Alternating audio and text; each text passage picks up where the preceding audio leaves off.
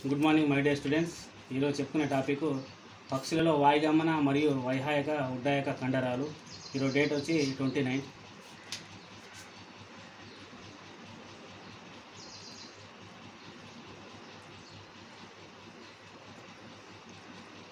పక్షులలో వాయుగమన వైహాయక ఉడ్డాయక కండరాలు.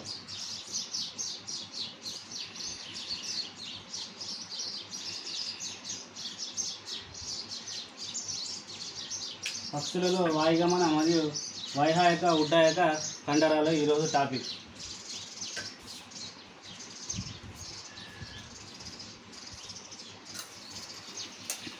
పక్షులలో జరిగే వాయుగమన అనుకూలనాన్ని నిజ వాయుగమనము అంటారు. పక్షులలో జరిగే వాయుగమన అనుకూలనాన్ని, ఈ పక్షులలో జరిగే వాయుగమన అనుకూలనాన్ని నిజ వాయుగమనం అంటారు. నిజ వాయుగమనం.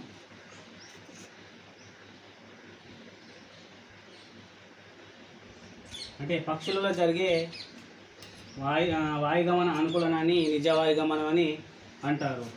అయితే ఈ రకమైన పక్షుల అనుకూలనాలలో పక్షులు ఎగరడానికి రెక్కలు కిందికి మీదికి కొట్టుకుంటాయి. అంటే ఈ రకమైన అనుకూలనాలలో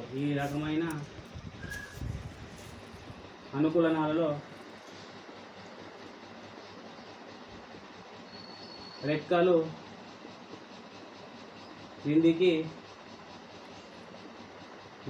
మీదకి కొట్టుకుంటాయి. అంటే పక్షులు వాతావరణం లోపల, అంటే వాయుగమనం అంటే వాతావరణం లోపల ఎగురుతాయి కాబట్టి రెక్కలు అనేది కిందికి మీదికి కొట్టుకోవడానికి ఇవి ఉపయోగపడతాయి అన్నట్టు రెక్కలు. అయితే ఎక్కువ మొత్తంలో శక్తి వినియోగించబడుతుంది. అంటే ఎగిరేటప్పుడు ఎక్కువ మొత్తంలో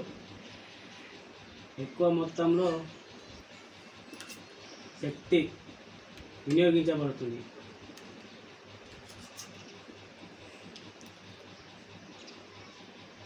అంటే ఇది ఎక్కువ మొత్తంలో ఎగిరేటప్పుడు దానికి ఎక్కువ మొత్తంలో శక్తి అనేది చాలా అవసరం కాబట్టి ఎక్కువ మొత్తంలో శక్తిని వినియోగించుకొని రెక్కల సాయంతో పైకి కిందికి కొట్టుకుంటూ ఉంటుంది అన్నట్టు.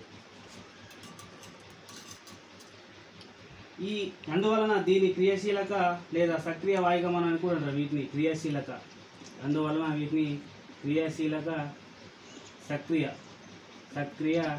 వాయుగమనం అని కూడా అంటారు. వాయుగమనం అని కూడా అంటారు.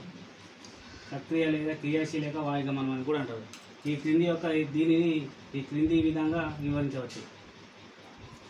యంగ్ అనే శాస్త్రవేత్త పక్షులలో గాలి యొక్క యాజమానులుగా వర్ణించారు. యంగ్ అనే శాస్త్రవేత్త ఏం చేశారంటే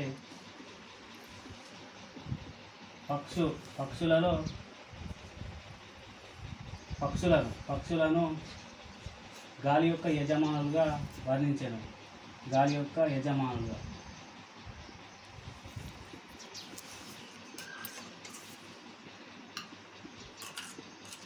అంటే యంగ్ అనే శాస్త్రవేత్త పక్షులను గాలి యొక్క యజమానులుగా వర్ణించిండు. ఈ యంగ్ అనే శాస్త్రవేత్త పక్షులను గాలి యొక్క యజమానులుగా వర్ణించడం జరిగింది. పక్షులు గాలిలో చలించడానికి వాటి యొక్క బాహ్య స్వరూపం, అంటే పక్షులు గాలిలో చలించడానికి వాటి యొక్క బాహ్య స్వరూపం అంతర్నిర్మాణం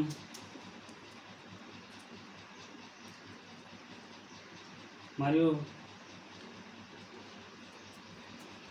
శారీర ధర్మాలు అధికంగా మార్పు అనేది చెందుతాయి. అంటే పక్షులు గాలిలో చలించడానికి వాటికి బాహ్య స్వరూపం అంతర్నిర్మాణం మరియు వాటి యొక్క శరీర ధర్మాలు అధికంగా మార్పు చెందుతాయి. ఈ క్రింది విధంగా లక్షణాలను కలిగి ఉంటుంది.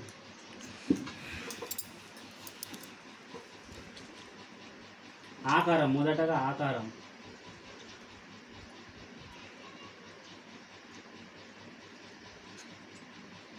పక్షుల యొక్క దేహము గాలి నిరోధాన్ని తగ్గించుటకు. పక్షుల యొక్క దేహము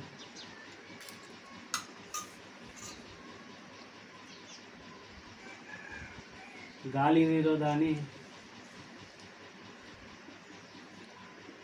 తగ్గించుటకు. పక్షుల యొక్క దేహం గాలి నిరోధాన్ని తగ్గించుటకు నునుపుగా పడవ ఆకారం,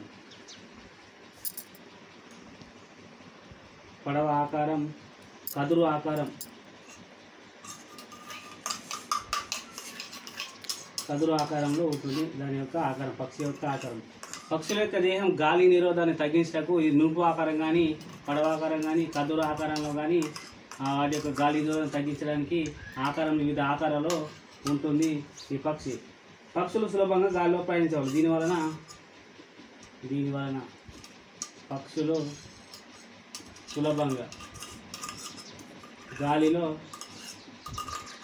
ప్రయాణించగలవు. కాబట్టి పక్షులు సులభంగా గాలిలో ప్రయాణించగలవు. రెండవది ఈగలు పక్షి దేహాన్ని పూర్తిగా కప్పుతూ ఈగలు ఉంటాయి. పక్షుల దేహాన్ని కప్పుతూ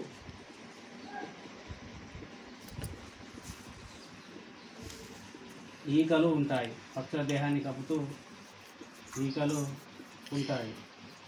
ఈగలు కలిగి ఉండడం పక్షుల యొక్క ప్రత్యేకత. ఈగలను కలిగి ఉండడం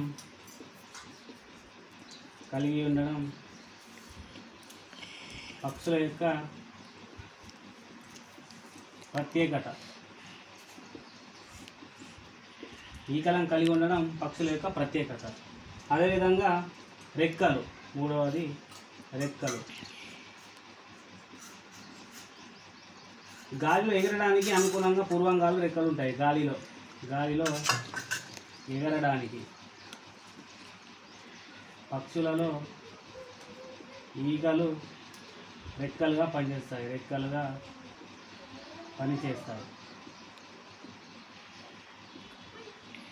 అదేవిధంగా పూర్వాంగాలు రెక్కలుగా ఏర్పడతాయి. అదేవిధంగా చరమాంగాలు, చరమాంగాలు అంటే కాళ్ళు పొడవుగా ఉండి నడవడానికి, అదేవిధంగా పరిగెత్తడానికి, ఆహార పదార్థాలను పట్టుకోవడానికి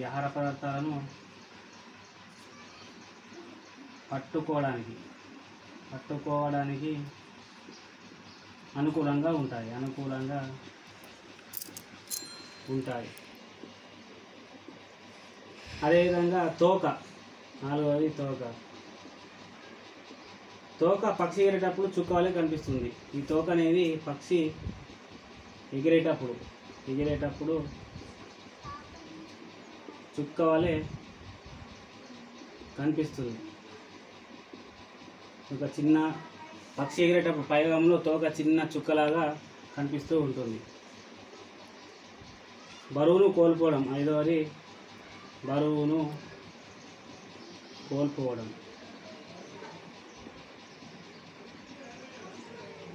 తక్కువ బరువు కలిగి ఉండడం తప్పనిసరి. వాయు గమనానికి తక్కువ బరువును కలిగి ఉండడం తప్పనిసరి. ఎముకలు వాతిలాస్తులు. పుర్రె ఎముక చిన్నగా ఉంటాయి.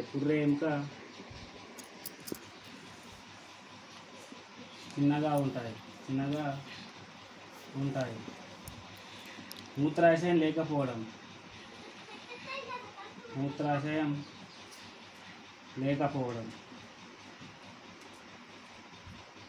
యూరిక్ ఆమ్లం రూపంలో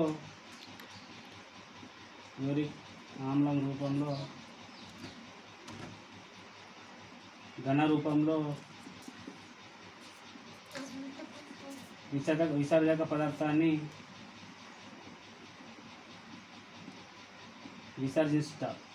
విసర్జిస్తాయి. దంతాలు లేకపోవడం,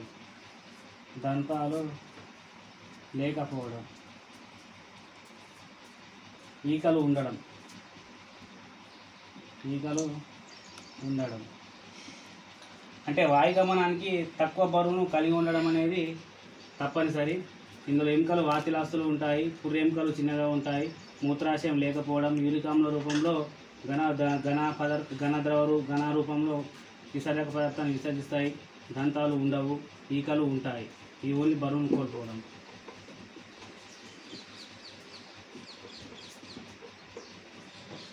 నెక్స్ట్ ఉడ్డాయక కండరాలు.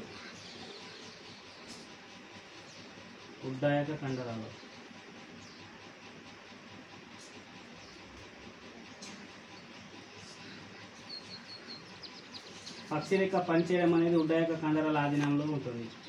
అంటే పక్షి రెక్క పనిచేయడం అనేది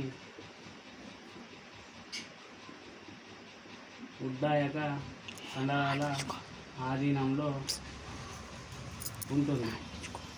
ఉడ్డాయక కండరాల ఆధీనంలో మాత్రమే ఉంటుంది.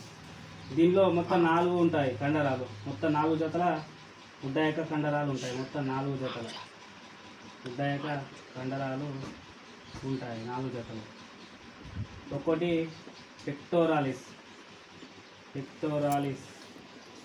మేజర్, రెండవది పెక్టోరాలిస్ మైనర్, మూడవది కొరాకో బ్రాకియాలిస్, నాలుగవది టెన్సర్ కండరాలు.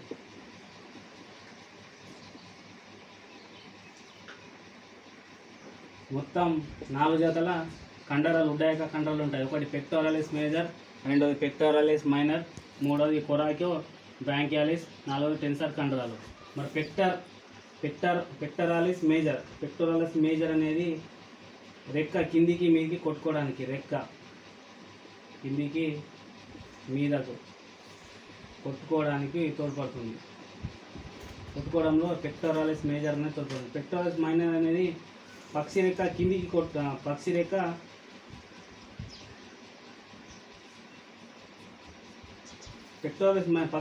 మీదికి కొట్టుకోవడానికి, కిందికి కొట్టుకోవడానికి మాత్రమే పనిచేస్తుంది. ఇది మీదికి కొట్టుకోవడానికి పనిచేస్తుంది ఈ మైనర్. ఈ టెన్సర్ కండరాలు ఎగిరేటప్పుడు పక్షి రెక్క విప్పరాడానికి, అంటే ఎగిరేటప్పుడు పక్షి రెక్క విప్పరడానికి తోడ్పడతాయి. నెక్స్ట్ వాయుకోశాలు. ఈ కొరాకో బ్రాంకియాలిస్ కూడా పక్షి రెక్క విప్పడానికి కూడా తోడ్పడతాయి. నెక్స్ట్ వాయుకోశాలు. పలుచని చర్మం గల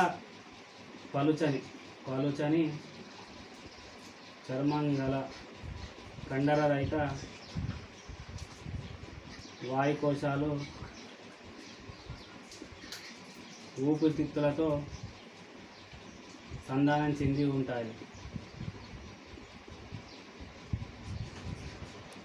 అంటే పలుచని చర్మం గల కండరరహిత వాయుకోశాలు ఊపిరితిత్తులతో సంధానం చెంది ఉంటాయి. జతలుగా ఉన్నటువంటి గ్రీవ వాయుకోశాలు,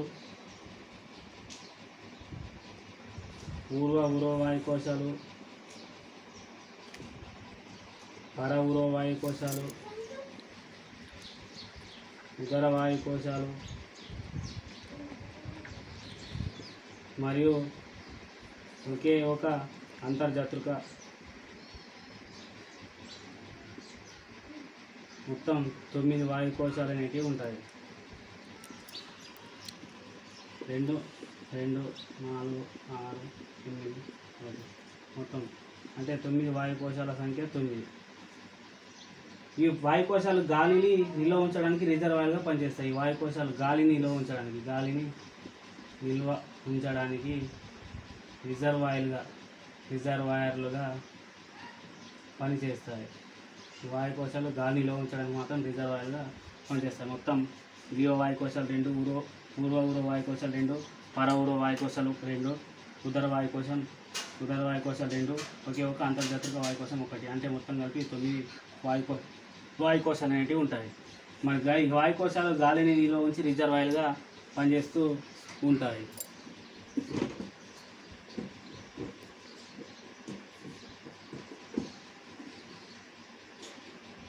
రక్త ప్రసరణ వ్యవస్థ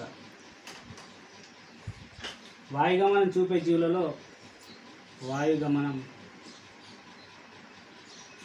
జీవులలో ఎక్కువ శక్తి వినియోగించబడుతుంది. ఎక్కువ శక్తి ఉత్పత్తి కావాలంటే ఎక్కువ శక్తి ఉత్పత్తి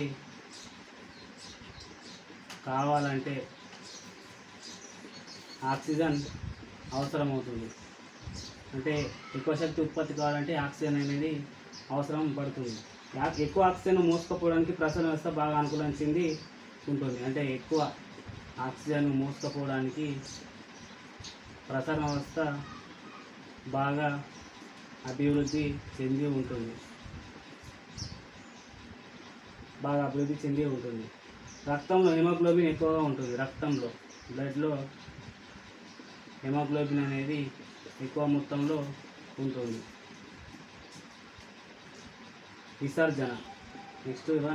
విసర్జన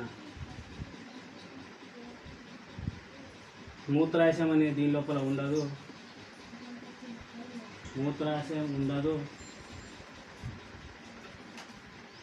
అర్ధఘన రూపంలో యూరిక్ ఆమ్లాన్ని మూత్రంగా విసర్జిస్తుంది. ఇక్కడ మూత్రాశయం అనే పక్షి లోపల ఉండదు కాబట్టి అర్ధఘన రూపంలో ఉన్నటువంటి యూరిక్ ఆమ్లాన్ని మూత్రంగా విసర్జిస్తుంది. నెక్స్ట్ దృష్టి. పక్షి కళ్ళకు దృష్టి శక్తి ఎక్కువ. పక్షి కళ్ళకు దృష్టి శక్తి ఎక్కువగా ఉంటుంది. ఎందుకంటే కంటిలో దువ్వెన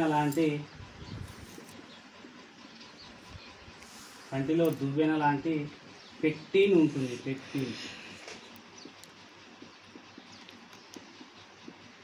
పెక్టిన్ అనేది ఉంటుంది కాబట్టి ఇది ఉండడం వలన ఎక్కువ మొత్తంలో ఉన్నప్పటికీ వస్తువులను చూడగలరు.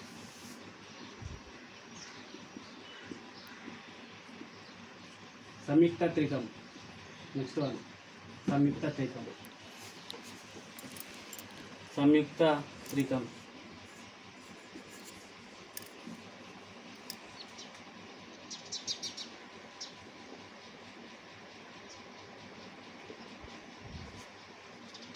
మొత్తం 14 కశేరుకాలన్నీ దగ్గర కలిసిపోయి మొత్తం 14 కశేరుకాలన్నీ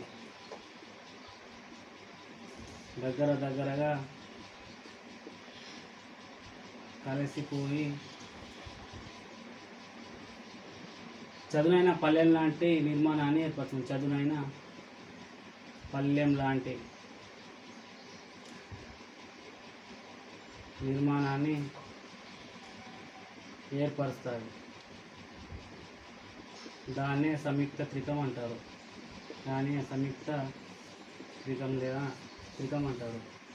మొత్తం కటి కశేరుకాలు 6, త్రిక కశేరుకాలు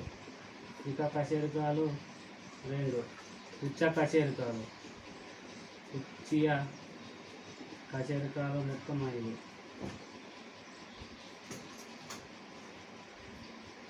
ఒకటి ఉర కశేరుకం.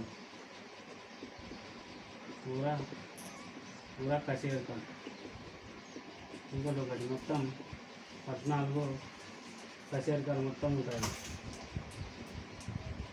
ఈ సంయుక్త త్రికం అనేది ఎగిరేటప్పుడు ఈ పక్షి ఎగిరేటప్పుడు సమతా స్థితిని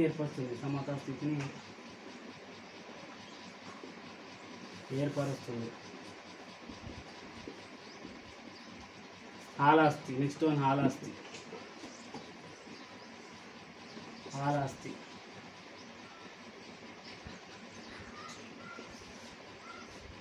పక్షి చివరి 4 పుచ్చే కశేరుకాలు కలిసి 4 పుచ్చే కశేరుకాలు కలిసి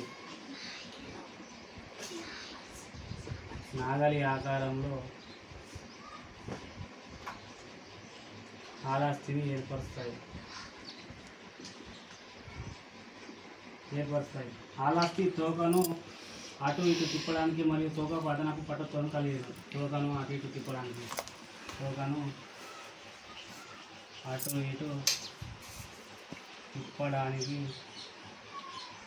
తోకకు పట్టుతత్వం కలుగజేస్తుంది. Next one పర్క్యుల.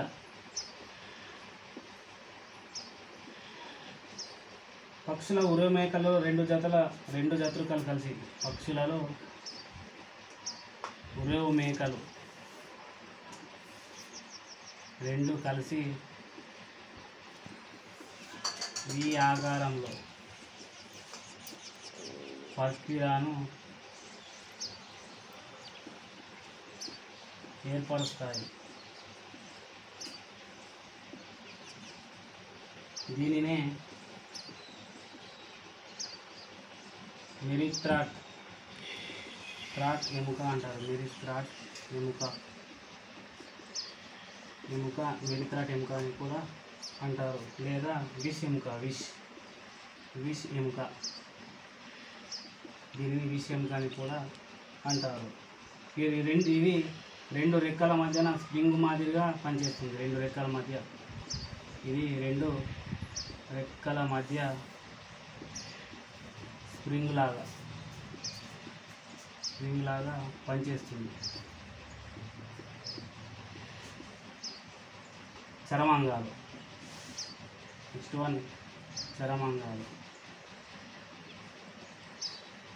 చర్మాంగాలు ఎముకలు చాలా దృఢంగా ఉంటాయి. చర్మాంగాల యొక్క ఎముకలు చాలా దృఢంగా ఉంటాయి. తొడ ఎముక బలిష్టంగా ఉంటుంది.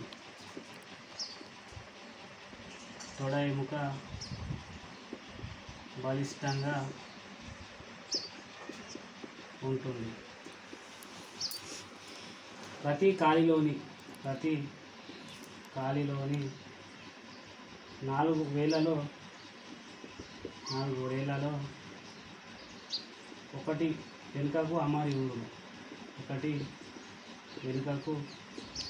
ఉంటుంది. అంటే ప్రతి కాలిలో 4 వేలలో ఒకటి మాత్రం ఇట్లా వెనుక సైడ్ అమారి ఉంటుంది.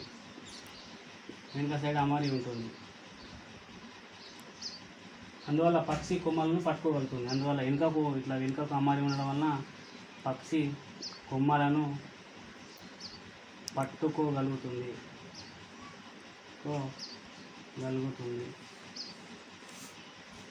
లాస్ట్ వన్ మెదడు.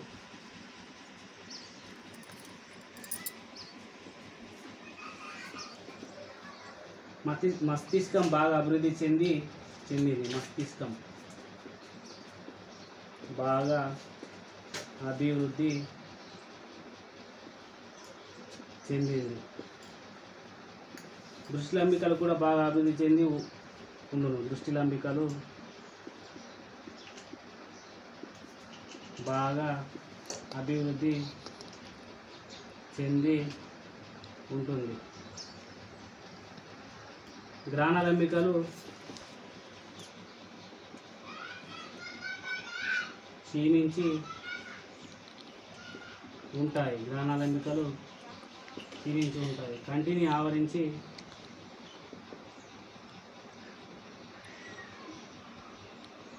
స్క్లీరోటిక్ ఫలకాలు స్క్లీరోటిక్ ఫలకాలు ఉంటాయి. అంటే కంటిని ఆవరించి స్క్లీరోటిక్ ఫలకాలు ఉంటాయి. ఇవి గాలి పీడనం నుంచి నేత్రాలను రక్షిస్తాయి. అయితే మెదడు అనే మస్తిష్కం బాగా అభివృద్ధి చెంది ఉంటుంది.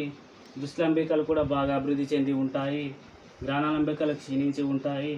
కంటిని ఆవరించి స్క్లీరోటిక్ ఫలకాలు ఉంటాయి. ఇవి గాలి పీడనం నుంచి నేత్రాలను రక్షిస్తాయి. గాలి పీడనం నుంచి నేత్రాలను రక్షిస్తూ ఉంటాయి. ఇది పక్షుల్లో వాయుగమన అనుకూలన ఉదయకంఠాలు. నెక్స్ట్ టాపిక్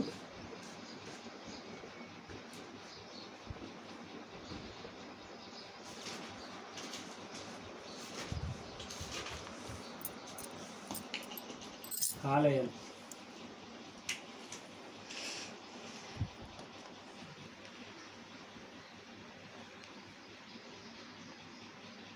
క్షీరదాలలో కాలేయం నిర్మాణం.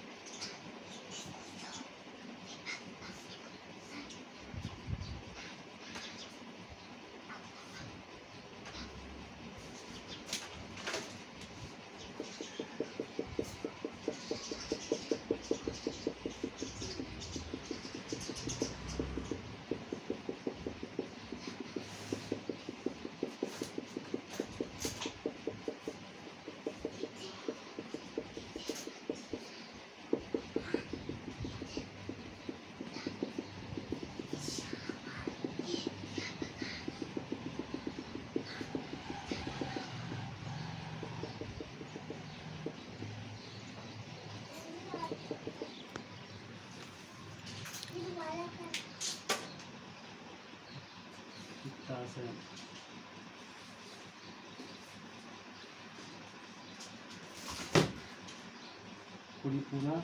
కుడి మధ్య లంబిక. కుడి మధ్య లంబిక. కుడి పుచ్చ లంబిక. కుడి పుచ్చ లంబిక. ఇది పైత్యనాళం. పైత్యనాళం. ఎడమ మధ్య లంబిక. ఇది ఎడమ మధ్య లంబిక. ఇది ఎడమ పార్శ్వ లంబిక. ఎడమ పార్శ్వ లంబిక. ఈ స్పైలిజియస్ తంబి.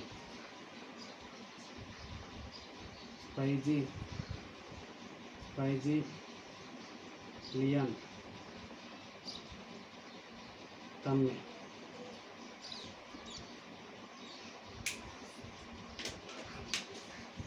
క్షీరదాలలో కాలేయం యొక్క నిర్మాణం. కాలేయం అనేది అతిపెద్ద గ్రంథి జీర్ణ గ్రంథి. కాలేయం అనేది కాలేయం అనేది అతిపెద్ద జీర్ణగ్రంథి. ఈ కాలేయం అనేది అతిపెద్ద జీర్ణగ్రంథి, అతిపెద్ద జీర్ణగ్రంథి. ఇది ముదురు ఎరుపు వర్ణంలో ఉండి విభజ పటలానికి అంటిపెట్టుకుని ఉంటుంది. ఇది ముదురు ఎరుపు వర్ణంలో ఉండి విభాజక పటలానికి అంటిపెట్టుకొని ఉంటుంది.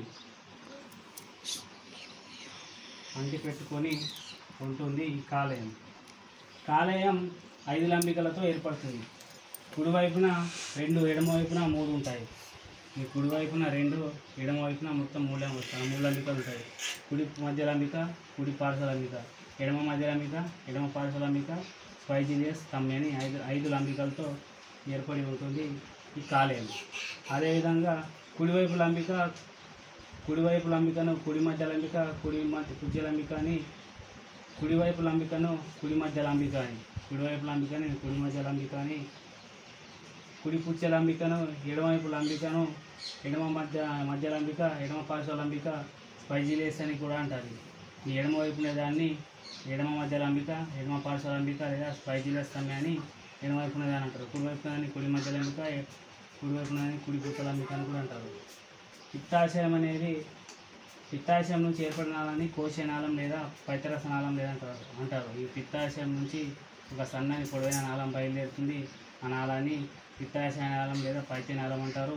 ఇది అనేక శాఖలుగా చీలి అనేక తమ్మెల్లోకి ప్రవేశిస్తుంది. ఈ కోశీయ వాహిక లేదా కోశీయ వాహిక, వీటిని కోశీయ వాహిక అని కూడా అంటారు. కాలేయం ప్రతి లంబిక నుంచి ఏర్పడిన నాళాన్ని కాలేయ వాహిక అంటారు. ప్రతి కాలేయం నుంచి ఏర్పడే నాళికను దీన్ని కాలేయ నాళిక అని కూడా అంటారు. ఈ భాగాన్ని కాలేయ నాళిక, కాలేయం నుంచి ఏర్పడుతుంది కాబట్టి కాలేయ నాళిక అంటారు. ప్రతి కాలేయ లంబిక నుంచి బయలుదేరుతుంది కాబట్టి వాటిని కాలేయ నాళిక అంటారు. ఈ కాలేయ వాహికలు కాలేయ నాళిక కోశాలు కోశిక వాహికలతో కలిసి చూడండి. కాలేయ నాళికలు అదేవిధంగా ఈ పైత్యరసనాళం కలిసి దేంతో కలుస్తుందంటే ఈ కోశీయ వాహికతో కలిసి ఒక సామాన్యమైన ఐక్యనాళాన్ని ఏర్పడుతుంది. ఇవన్నీ కలిసిపోయి ఒక సామాన్యమైనటువంటి ఐక్యనాళాన్ని ఏర్పడుతుంది. ఆ ఐక్యనాళాన్ని పైత్యరసనాళం అని అంటారు. అయితే పైత్యనాళం అంతర్మూలంలోకి ఆరోహిణి బావులోకి తెలుసుకుంటుంది. పైత్యనాళం అనేది ఆరోహిణి బావులోకి తెలుసుకుంటుంది. అంటే ఆంత్రమూలంలో ప్రేగు ఆంత్రమూలంలో ఆరోహిణి బావులోకి తెలుసుకుంటుంది ఈ పైత్యనాళం. కాలేయం పైత్యరసాన్ని స్రవిస్తుంది. కాలేయం అనేది పైత్యరసాన్ని స్రవిస్తుంది. ఇది క్షారయుతంగా ఉంటుంది. క్షారయుతం అంటే దాని యొక్క pH విలువ 7.6. అంటే ఇది క్షారయుతంగా ఉంటుంది. దీని యొక్క క్షార గుణాన్ని కలిగి ఉంటుంది. క్షార గుణము pHలో 7.6 ఉంటుంది. అయితే దీనిలో పైత్యరసంలో ఎంజైములు ఉండవు. ఈ పైత్యరసంలో ఎంజైములు అనేటివి ఉండవు. దీనిలో పైత్యరస లవణాలు, పైత్యరస వర్ణకాలు మాత్రమే ఉంటాయి. పైత్యరస లవణాలు, పైత్యరస వర్ణకాలు ఉంటాయి. దీని లోపల పైత్యరస లవణాలు, పైత్యరస వర్ణకాలు అనేవి మాత్రమే ఉంటాయి. ఈ కాలేయము ఈ మన శరీరంలో అతిపెద్ద గ్రంథి, జీర్ణ గ్రంథి కాబట్టి ఇది ముదురు ఎరుపు వర్ణాన్ని కలిగి ఉంటుంది. ఇది విభజన పట్టలానికి అంటిపెట్టుకొని ఉంటుంది. అయితే ఇది మొత్తం 5 లంబికల చేత ఏర్పడి ఉంటుంది. ఒకవైపు కుడివైపు పుచ్చ లంబిక, కుడి మధ్య లంబిక, ఇది కుడివైపు ప్రాంతం అంటారు. ఎడమ వైపున కానీ ఎడమ మధ్య లంబిక, ఎడమ పార్శ్వ లంబిక, స్పైజిలియస్ తమ్మి అని 5 భాగాలుగా ఏర్పడి ఉంటుంది. ప్రతి తమ్మి నుంచి నాళం అనేది బయలుదేరుతుంది. నాళాన్ని ప్రతి శాఖలోకి తెరుచుకొని ఉంటాయి. ఈ నాళం పిత్తాశయం నుంచి ఏర్పడిన నాళాన్ని కాలేయ నాళిక అంటారు. ఈ కాలేయ నాళిక ఇది సామాన్య వాహికతో కలుస్తుంది. ఈ సామాన్య వాహికత అంటే పైత్యనాళంతో కలిసిపోతుంది. పైత్యనాళం ఆంత్రమూలంలో ఉండే ఆరోహిణి బావిలోకి తెరుచుకుంటుంది. తర్వాత ఇది క్షారేత గుణాన్ని కలిగి ఉంటుంది. అంటే క్షార గుణం అంటే దాని యొక్క pH విలువ 7.6 కలిగి ఉంటుంది. అయితే పైత్యరసం లోపల ఎంజైమ్లు అనేటివి ఉండవు. ఇది ఓన్లీ పైత్యరసాన్ని మాత్రమే స్రవిస్తుంది. ఈ పైత్యరసాల లోపల లవణాలు అదేవిధంగా పైత్యరస వర్ణకాలు మాత్రమే ఉంటాయి. ఈ విధంగా కాలేయం అనేది మన శరీరం లోపల విభాజక పటలానికి అంటిపెట్టుకుని ముదురు ఎరుపు వర్ణాన్ని కలిగి ఉంటుంది కాలేయం. ఇదే ఈరోజు యొక్క టాపిక్.